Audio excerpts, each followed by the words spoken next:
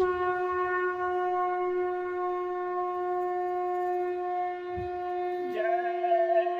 गुरुदेव। जय गुरुदेव।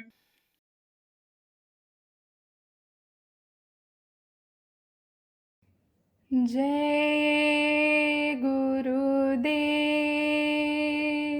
जय गुरुदेव। हे मेरे गुरुदेव करुणा सिंधु करुणा कीजिए। हे मेरे गुरुदेव करुणा सिंधु करुणा कीजिए। हूँ अधम आधीन अशरण अब शरण में लीजिए।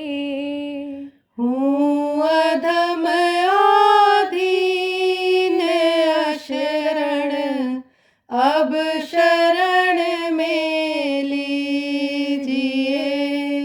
मुझ में कुछ जप तप ना साधन और ना कुछ ज्ञान है। मुझ में कुछ जप तप ना साधन और ना कुछ ज्ञान है।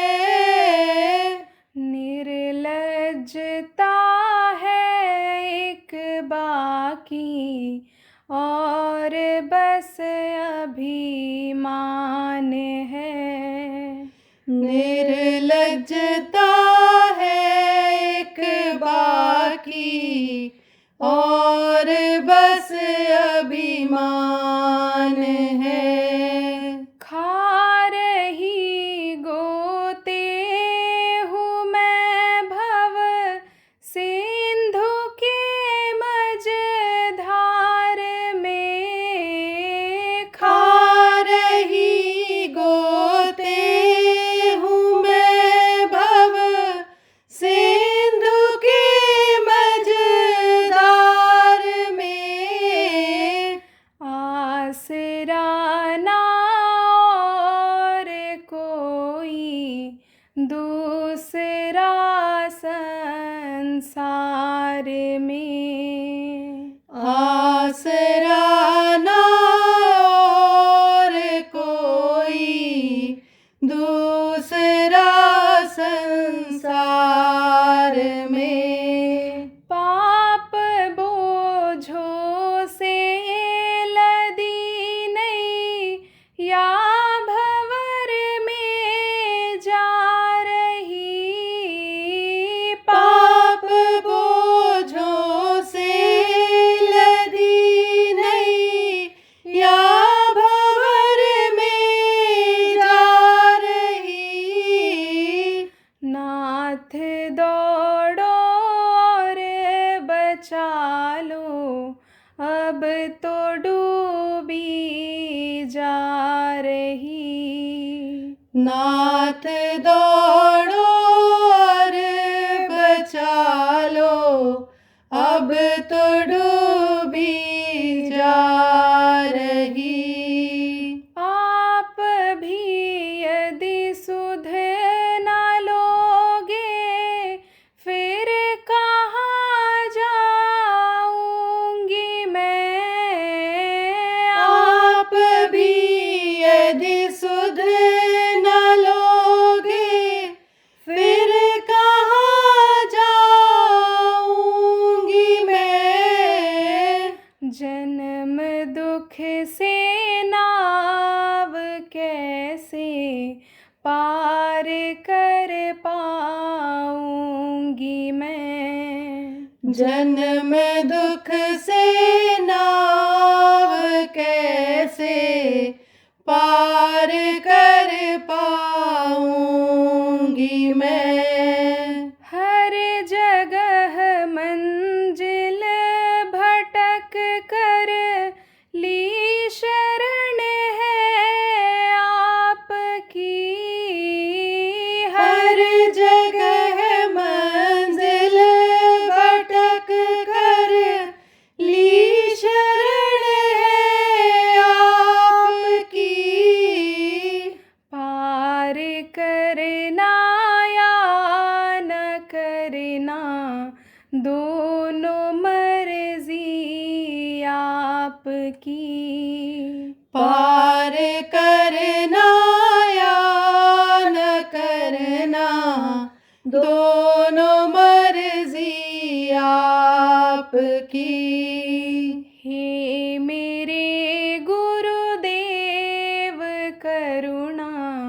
सिंधु करुणा कीजिए। हे मेरे गुरुदेव करुणा सिंधु करुणा कीजिए। जय गुरुदेव। जय गुरुदेव।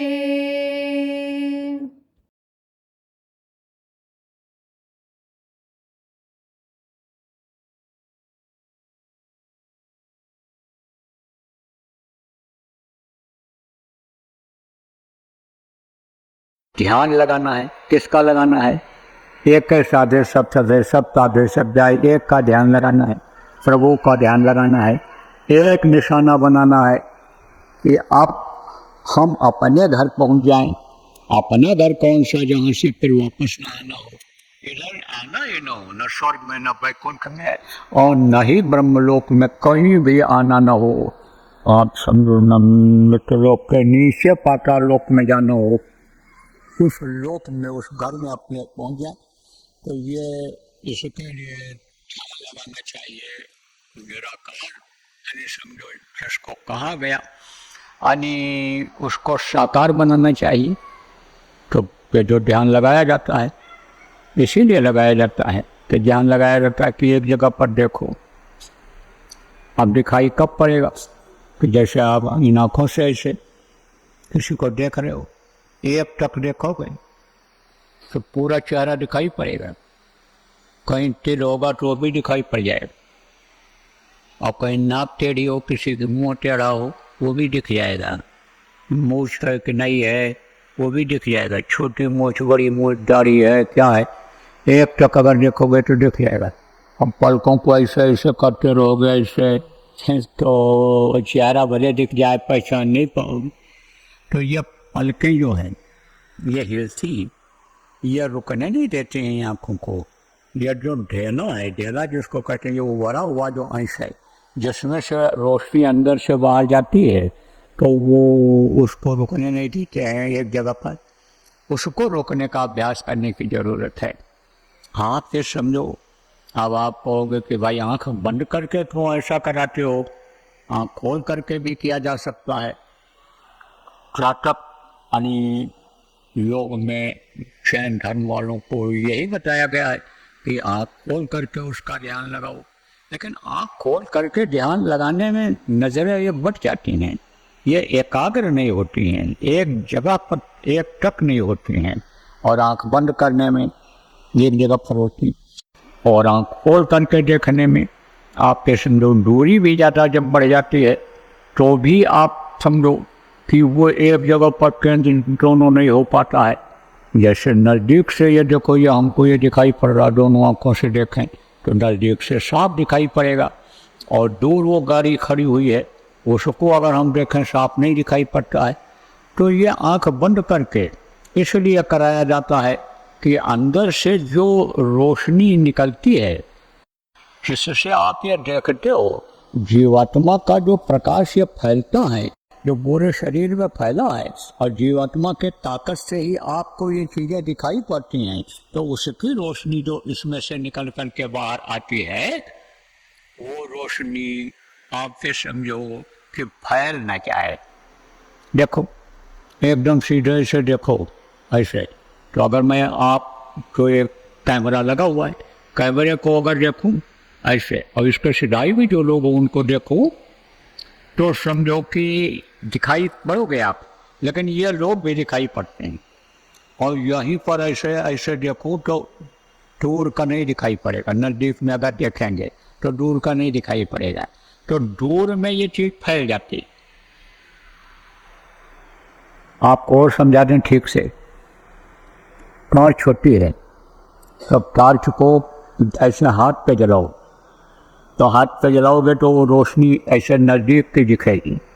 तो ये जो हाथ के रेखाएं हैं वो दिख जाएंगी, और उसी टॉर्च से दूसरे आप वहाँ जहाँ बैठे हो उसको, उसके हाथ पर वो जलाया जाए टॉर्च, तो वो रेखाएं नहीं दिखेंगी, नहीं दिखेंगी। क्यों? क्योंकि रोशनी फैल जाती है, खुले में रोशनी फैल जाती है। और जब बंद रहता है, नज़दीक का रहता है, तो उसमें रोशनी एक जगह पर इकट्ठा हो जाती है। तो आँखों से ये पलकों में जो प्रकाश है वो टकराता है, जो निकलता है जब ऐसे ध्यान लगाते हैं। जब भी आप समझो कि कहीं भी बैठोगे, आँख खोलोगे तो रोशनी निकलेगी, आँख से रोशनी निकलेगी। ये यानी समझो कि सक्रिय हो जाती है, एक्टिव, जिसको इंग्लिश में कहती है, एक्टिव रहती है। कान भी एक्टिव रहता है, आँख भी एक्टिव रहता है ना। अब जैसे मान लो बैठे हो आप, अब कान को आपने बंद किया, तब आवाज़ नहीं आ रहा है, और नहीं तो जब कान खोले बैठे रहोगे तो कहीं भी खटपट होगा, कहीं भी कोई बोलेगा तो सुनाई पड़ेगा। इसी तरह से आँख से कुछ न कुछ दिखेगा। अब आप समझो कि जैसे टाँच की रोशनी जलाई गई, अब जलाई गई तो दूर तक उसका प्रकाश चला जाएगा। और अगर सामने शीशा लगा दिया जाए, कांच लगा दिया जाए, मुँह देखने वाला आईना जिसको कहते हैं, वो लगा दिया जाए और टार्च जलाया जाए, तो टार्च जलाया जाएगा तो वो उससे टकराएगा, क्योंकि वो चीज़ चमकीली होती है। ऐसे आँख की जो पलकें होती हैं ये चमकीली होती हैं, तो अंदर से रोशनी जब निकलती है तो उससे टकराती है, और टकराने पर कोई चीज़ जब प्रकाश चमकीली चीज़ पर टकराता है तब आप ये समझो कि उसका प्रतिबिंब बनता है। जैसे ये सूरज है, चंद्रमा है, और ये सब इसका प्रतिबिंब है। वो सूर्यलोक अलग है, ये चंद्रलोक अलग है। उस सूर्यलोक में तो कोई पहुंच ही नहीं सकता है। बंद वाली जगह, प्रतिबिंब वाली जगह पर देखो लोग जाने लगते। अब आपको भी समझाना, जैसे आप देखो कि सूरज की रोशनी जहाँ पड़ रही है जिस कांच के ऊपर ऐसे, तो वहां पर देखो गर्मी ज्यादा है, उस जगह पर ज्यादा गर्मी रहेगी। और जब वहां से वापस होकर के यानी दूसरी जगह जब जाएगी, वहां हाथ लगाओ जहाँ ऐसे उसके सूरज की रोशनी का प्रतिबिंब पड़ रहा है, तो वहां उतनी गर्मी नहीं रहेगी। इसी तरह से प्रतिबिंब जैसे होता है, तो एक जगह पर प्रतिबिंब, परछाई जिसको कहते हैं, एक जगह पर पड़ता है, वापस होता तो एक जगह पर पड़ता है। तो ये आँखों की जो पुतलियाँ हैं ये चमकीली हैं, और रोशनी वहाँ से जब अंदर से निकलती है, अंदर से टकराती है इन पलकों में, तब वो एक जगह पर बिंदु दोनों आँखों का इकट्ठा हो जाता है, बन जाता है। और फिर उस वही बिंदु को अगर देखते रहें, उसी को ऐसे देखते रहें, तब फिर उससे वो हट जाता है, और उसी से फिर आगे निकलता है, जीव आगे निकलता है, रोशनी फिर आगे मिल जाती है जीवात्मा को निकलने का। तो ये यानी अभ्यास करना चाहिए। अब जैसे मैंने आपको बताया कि मन की ये चाल है, मन कहीं ना कहीं जाएगा, आप ये समझो बेकार के कामों में चला जाता है, निरर्थक कामों में चला जाता है, जिससे अपना कोई जीवन का फायदा नहीं है। जैसे कहते हैं, बीती बात बिता बिसार कर आगे की सुध ले, पीछे जो निकल गया पढ़ाई लिखाई का जो टाइम था और घूमने टहलने का जो समय था वो निकल गया, वो किस काम आएगा। लेकिन मन का काम यही है कि इससे काम लो, नहीं तो ये बढ़ता रहेगा, चलता रहेगा। जैसे ये लक्ष्मी का सिद्धांत है, रुपया पैसा जब आ जाता है तब उनको खर्च करो, और नहीं तो वो चली जाती हैं, खिसक जाती हैं, कहीं न कहीं दूसरी जगह चली जाएंगी। लक्ष्मी का काम ही कि चलते रहो। नोट देखो, अभी नोट पर तो लिखना मना ही है, लिखना मत। लेकिन मान लो किसी नोट को आपने नंबर को पढ़ लिया, अब आप अगर सारे नंबर पढ़ते जाओ और याद करते जाओ, और यहाँ आपने खर्चा किया और बम्बई चले गए, कलकत्ता चले गए, दिल्ली यहाँ पे चले गए, पटना चले गए, बिहार बंगाल चले गए, उड़ीसा असम चले गए, तो कहीं ना कहीं वो नोट आपको बनेगा। क्योंकि आंसुआ ये चलता रहता है। तो लक्ष्मी जैसे ही है वैसे इसका सिद्धांत है, ऐसा मन का भी है, यह कहीं न कहीं जाता ही रहेगा, चलता ही रहेगा, इसको रोकने की ज़रूरत है। ये कहाँ भगता है, ये इसी दुनिया की चीज़ों की तरफ भगता है, दुनिया में ही लगा रहता है, क्योंकि इसकी जन्म जन्मांतर से आदत है। मन और ये जीवात्मा का ये घनिष्ठ संबंध हो गया, यह समझ लो एक सिक्के के दोनों पहलू हो गए। तो अब इसकी आदत बन गई मन की, तो मन को रोकना है, किधर से रोकना है? दुनिया के तरफ से रोकना है। किधर लगाना है मन को? जिधर ध्यान लगाना है, जिधर भजन करने के लिए, आवाज़ सुनने के लिए कोशिश करनी है, उधर लगाना है। तो दुनिया की तरफ से हटाओ, भूलो भी नहीं कोई से, तो तकलीफ देगी। जैसे बाप का मरना, पत्नी का मरना, पति का मरना, अकेला औलाद है उसका मरना। अगर आदमी मुसीबत कोई झेला है और उसको भूले ना, अगर हो जाए भी, तो उसको जैसे बोलते हैं ऐसे ही बोलने की ज़रूरत है। किसको बोलने की ज़रूरत है? दुनिया की चीज़ों को बोलने की ज़रूरत है। मन को उधर से हटाने की ज़रूरत है। किधर लगाने की ज़रूरत है? जिस काम के लिए आप बैठे हो, चाहे आप सुमरन के लिए बैठे हो, सुमरन में मन लगाओ, जिसका नाम को लो, उनके रूप को याद करो। और ध्यान में बैठे हो तो ध्यान की तरफ मन को लगाओ कि जहाँ पर मैं ध्यान लगा रहा हूँ, मन से कहो यहीं पर रहो। भजन पर अगर आप बैठे हो, आवाज़ को पकड़ रहे हो, तो मन से कहो कि आवाज़ इधर से आ रही है, उसको सुनने में मुझे मेरी मदद करो, यहीं रहो। तब तो बात बनेगी। और नहीं तो माला मन से लड़ पड़ी, क्यों फेरत है मोहन, और मन का पैर कर, और मन का पैर। कहते हैं मन के पैर से फेरो और उधर से हटाओ, और नहीं तो हमको बार बार पैर से रो, इससे क्या फायदा? कहते माला पैर दिन गया न मन का पैर, तेली केरा बैल जो।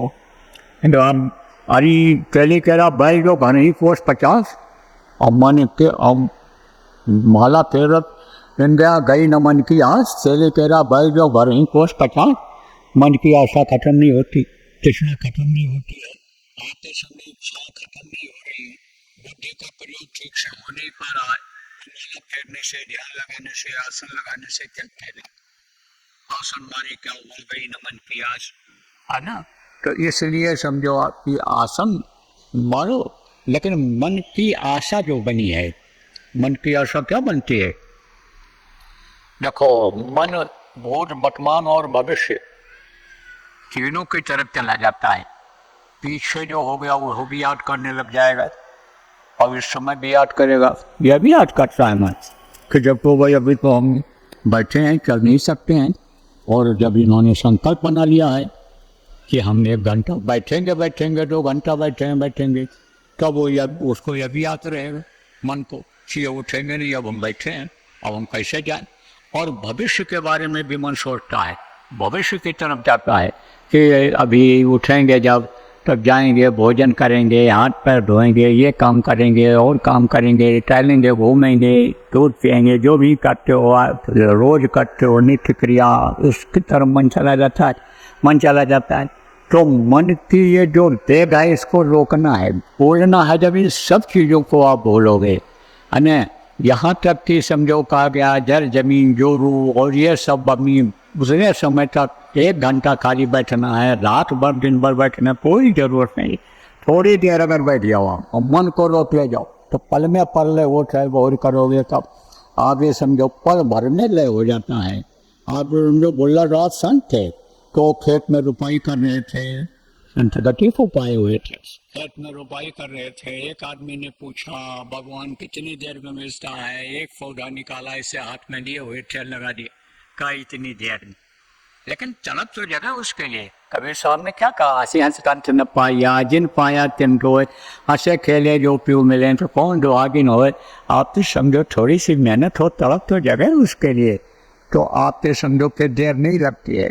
वही उतने समय तक के लिए आशा तृष्णा ये सब यानी ख़त्म करना चाहिए। जब आप बैठो तब मन को उधर से हटाओ और केवल उसी तरफ लगाओ, किधर यानी जो काम आप कर रहे हो उधर ही लगाओ, तब तो भाई बात बनेगी। और नहीं तो जीवन का ये समय चला जाएगा, निकलता ऐसे चला जाएगा, और एक समय ऐसा आएगा है कि सूरज हो गए, चांद होगा, सितारा होगा, लोग होंगे, लेकिन बंदे हम ना होंगे। ये चीज़ें ऐसे रहेंगी, अभी ये ख़त्म होने वाली चीज़ें नहीं है। ये धरती भी रहेगी, आसमान भी रहेगा, सूरज चांद सितारे भी रहेंगे, ये हवा पानी भी रहेगा, लेकिन इंसान जो इस समय पर है वो इंसान कुछ समय के बाद नहीं रहेगा, आदमी नहीं रहेगा। ये पेड़ पौधे रहेंगे, लेकिन इनका जो बीज है उससे अंकुरित वाला पौधा रहेगा, ये पौधे जो लगे हैं, पेड़ लगे हैं, ये नहीं रहेंगे, ये जानवर जिनका दूध पीते हो आप वो नहीं रहेंगे, तो रहेगा ये चीज़ें रहेंगी, लेकिन एक दिन बंदे हम नहीं होंगे। इस चीज़ को याद रखने की ज़रूरत है।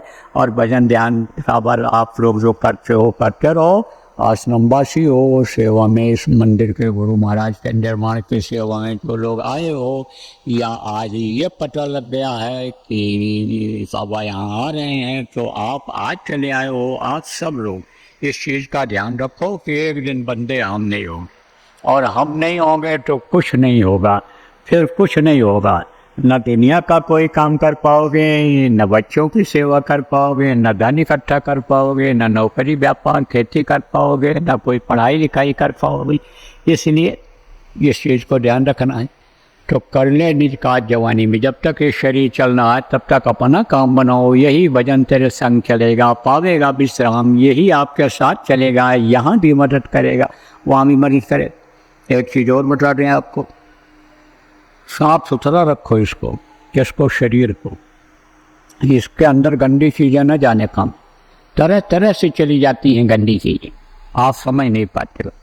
मोटी बात आप ये समझ लो कि घर में रोटी बनाओ, घर की रोटी खाओ, रोटी के साथ दाल बना लो, रोटी के साथ साग सब्जी बना लो, घी दूध का प्रयोग कर लो, उसके साथ और कोई चीज़ जो भी हजम कर सकते हो लिमिट में, कि जितना लिमिट होना चाहिए, जो हजम होना चाहिए वो सब आप खा लो। लेकिन जो ये इस समय पर दिखावे में बाजार की चीज़ें हैं, जो स्वाद देने वाली चीज़ें हैं, देखने में स्वादिष्ट हैं, उस पर कोई गारंटी नहीं है कि आपके भजन में बाधा नहीं डाले, भजन में मदद करे। इसकी गारंटी नहीं है, गारंटी नहीं। लेकिन इसके बारे में समझ लो कि आप वो आपके भजन में चीज़ें बाधा डाल सकती ही। ऐसे आदमी जो भजनानंदी हैं, जिनको अंदर में कुछ मिल गया है, जिनके अंदर परमार्थी भाव जग गया है, जो यानी समझो कि मालूम पड़ जाते हैं कि इनके अंदर इंसानियत आ गया है, ऐसे आदमियों से धोखे की उम्मीद कम रहे। बाकी जो दिखावे का काम करते हैं, जो लोभ लालच देते हैं, जो ज़्यादा दोस्ती बढ़ाने का काम करते हैं, उनसे कोई गारंटी नहीं रहेगी कि ये धोखा नहीं देंगे, और उसी में धोखा आप खा जाते हो। कई लोग इसमें ऐसे बैठे हुए हो कि जो धोखा दे भी चुके हो, कई लोग ऐसे बैठे हुए हो जो धोखा खा भी गए हो।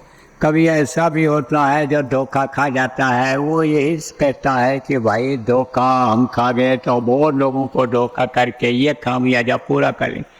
तो धोखे का है संसार में आप मत फंसो, आप अपना एक अच्छा समाज बनाओ, अच्छे लोगों के साथ उठो बैठो, और शास्त्र का जो अच्छा असर होता है वो असर आप में आवे। इस चीज़ का भी आप सब लोग ध्यान रखो।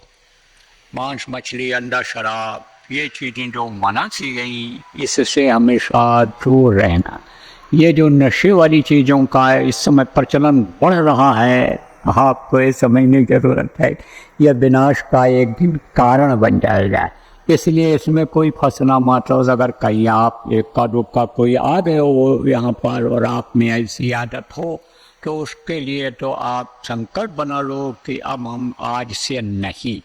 उसके लिए आप संकल्प बना लो। संकल्प बना लोगे तो छूट जाएगा।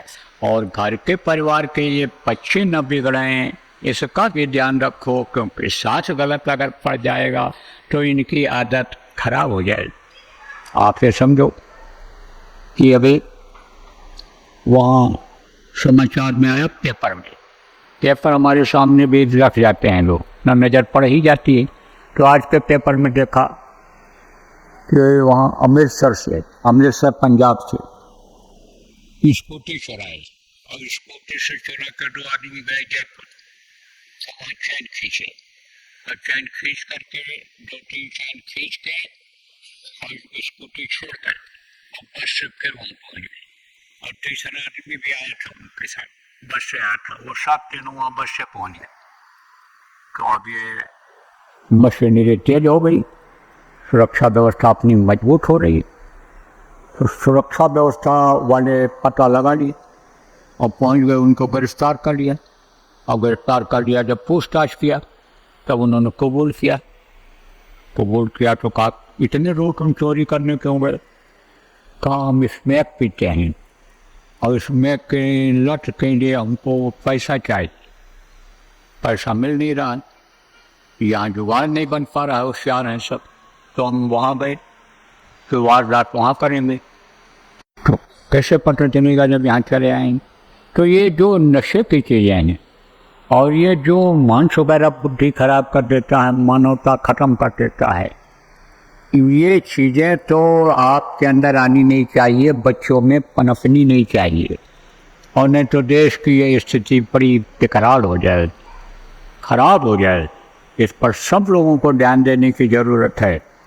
कोई भी हमारे इस अगर सत्संग को सुने, प्रवचन को सुने, तो सबको अपने अपने अवसर से इस पर सोचना विचारना है। और अगर कोई दिखाई पड़ता है इस तरह से परिवार में, रिश्तेदारी में, पड़ोस में, तो उसको समझाने की ज़रूरत है कि हाँ भाई इससे दूर हटो, ये इसमें अगर फंसोगे तो जीवन बेकार हो जाएगा, कुछ नहीं कर पाओगे, न घर में कुछ कर पाओगे, तरक्की कर पाओगे, न बच्चों की सेवा कर पाओगे, न परिवार की, न जानवरों की, न ही दफ्तर में कोई काम कर पाओगे, न देश की रक्षा का कोई काम कर पाओगे। इसलिए उनके ऊपर ऐसे सब लोगों को दया करनी है कि जो उनके शुभ चिंतक हैं।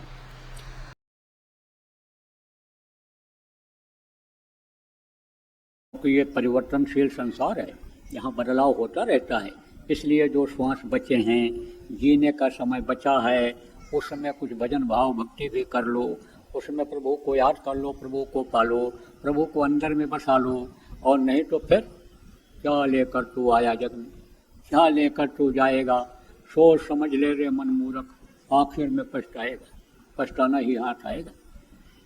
देखो बराबर साप्ताहिक सत्संग जो आप लोग करते हो, प्रचार प्रसार जो करते हो, तो ऋषि पूर्णिमा का भंडारा वगैरह या सत्संग वगैरह जो भी आप करते हो, इसको बराबर करते रहो, जनहित का भी काम करते रहो, लेकिन जीव हित का काम अब ज़्यादा करो। आप जीव हित के काम में ज़्यादा लगो।